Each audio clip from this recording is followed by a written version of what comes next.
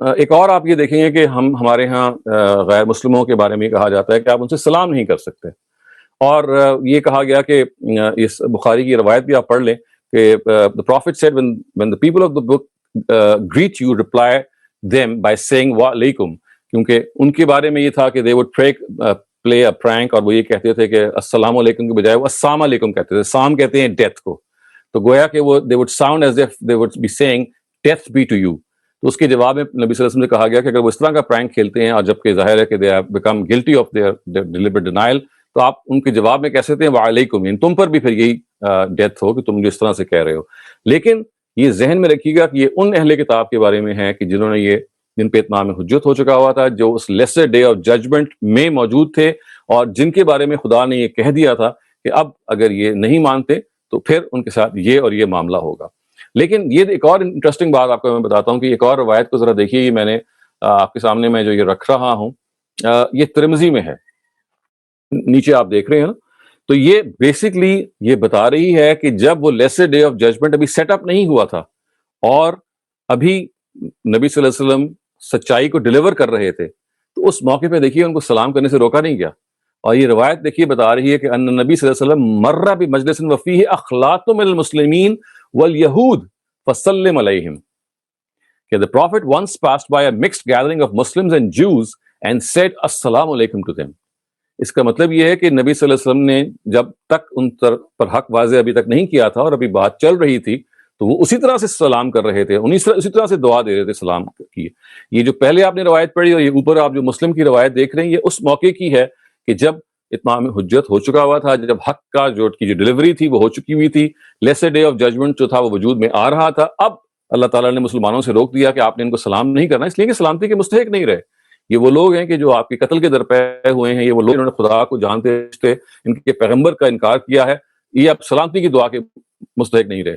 لیکن انٹرسٹنگلی جیسے میں نے کہا، اس سے پہلے کہ یہ ہوتا نبی صلی اللہ علیہ وسلم نے یہ رویہ نہیں اختیار کیا. اور آپ نے جیسے یہ روایت بھی بتا رہی ہے، اس کے اور بھی بہت سارے شواہد ہیں کہ جب یہ اللہ تعالیٰ نے جب تک ان کو روک نہیں دیا، جب تک کہ اس فائنل سٹیج نہیں آ گئی، آپ نے اس سلامتی کی دعا جاری رکھی.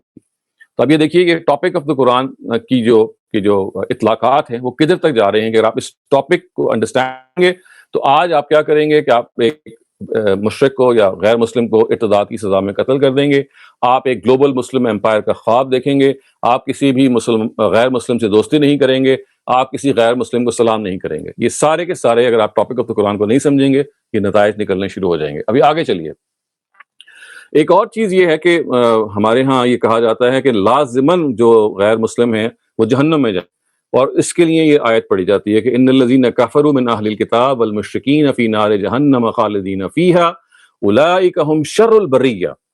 The disbelievers among the people of the book, یعنی Jews and Christians, and the idolaters shall burn forever in the fire of hell. They are the vilest of all creatures. So یہ ہمارے ہاں آیت پڑھی جاتی ہے، اور اس کے بعد پھر غیر مسلموں کے بارے میں یہ رائے قائم کر لی جاتی ہے کہ وہ جہنم کے باسی ہیں. They will live in hell, and in fact he'll live in hell forever, because خالدین فیہا آیا ہے کہ وہ ہمیشہ رہیں گے اس کے اندر.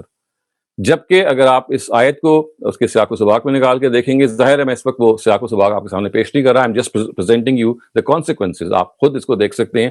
یہاں مراد ہر اہل کتاب ہے ہی نہیں، یہاں ہر کافر مراد بھی نہیں ہے، وہ تو آج بھی ہو سکتے ہیں. یہاں وہ کفار مراد ہیں کہ جن کے بارے میں اللہ تعالیٰ نے نہیں کہا کہ انہوں نے اس پیغمبر کو جانتے بوجھتے وہ جھٹلا دیا. یہ وہ لوگ ہیں کہ جو اب مستحق نہیں ہیں کہ ان کے ساتھ کوئی نرمی کی جائے گی. ان کا تو معاملہ اے پیغمبر دنیا میں کیا، آخرت میں بھی یہ ہوگا کہ یہ اب جہنم کا ایندھن بنیں گے. یہ زمانہ رسالت کے یہود و نصارہ کی طرف کہا جا رہا ہے. اگر آپ اس سے یہ نتیجہ نکال لیں کہ دنیا جہان کے یہود و نصارہ Jews and Christians of all times are going to be doomed in hell، تو یہ نتیجہ ٹھیک نہیں ہوگا. لیکن اگر آپ اس چیز کی رعایت نہیں کریں گے، اس قرآن کے اس موضوع کی، اس مضمون کی، تو پھر یہ نتیجہ لازماً نکلے گا. چنانچہ یہ نکلا ہے، اور ہمارے ہاں جو جنرل پرسیپشن ہے کہ اہل کتاب ہمیشہ جہنم یعنی نان مسلم جہنم میں جائیں گے، وہ اس طرح کی آیتوں کو صحیح پلیس نہ کرنے کی وجہ سے نکلا ہے. اب ایک اور اس کا نتیجہ یہ دیکھیے، 7واں، یہ ظاہر ہے وہ نتائج ہیں جو اس ٹاپک آف دا قرآن کے نکل رہے ہیں. ایک نتیجہ یہ ہے کہ آپ یعنی ہمارے ہاں یہ جنرل کانسیپٹ یہ ہے کہ آپ غیر مسلموں کے لیے فورگیونیس کی دعا نہیں کر سکتے، آپ معافی نہیں مانگ سکتے. یہ ہے نا ہم سب کو. ابھی اسٹیفن ہاکنگ کا 2 سال پہلے انتقال ہوا، اور آپ کو پتہ ہے کہ جب بعض لوگوں نے جب کوشش کی کہ ان کے لیے دعا کریں تو کس طرح سے لوگوں نے کہا کہ بھئی ایک آدمی جو خود ہی ایتھیسٹ ہے، جو خدائی کو نہیں مانتا اور جس کے بارے میں یہ اور یہ ہے، آپ اس کی دعا کیوں کر رہے ہیں؟ استدلال کہاں سے کیا گیا؟ اس آیت سے کیا گیا. وہ ایسی آیت ہے کہ جو ہے ہی اصل میں مشرکین عرب کے بارے میں، اور یہ کہا گیا ہے کہ یہ جو مشرکین عرب ہیں، یہ جو جنہوں نے جانتے بوجھتے اے پیغمبر اللہ تعالیٰ کے ساتھ شرک کیا ہے، they are guilty of deliberate association of other deities with God.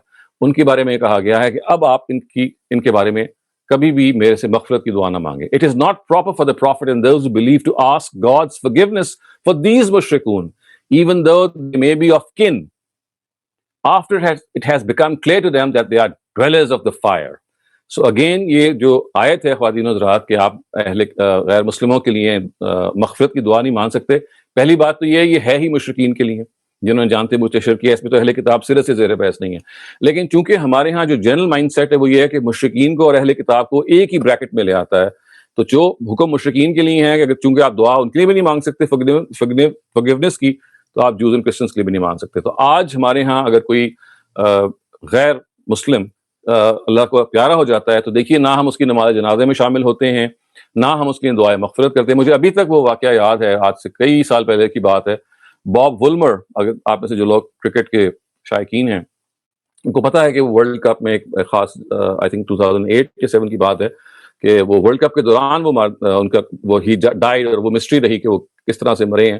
جب ہماری پاکستان کی ٹیم واپس پاکستان آئی ہے تو ان کے لیے ایک سیریمنی مقرر کی گئی تھی یہاں پہ کیتھیڈرل چرچ میں، اور سارے کے سارے جو پاکستانی پلیئرز تھے وہ چرچ کے اندر نہیں گئے تھے. صرف یوسف یوحنا اس زمانے میں تھے جو ابھی مسلمان نہیں ہوئے تھے، وہ شاید چرچ میں گئے تھے اور انہوں نے دعا مانگی تھی. لیکن ساری کی ساری Pakistan team was standing outside that church or that cathedral because they thought that they just cannot pray for the forgiveness of someone who has died as a non-Muslim.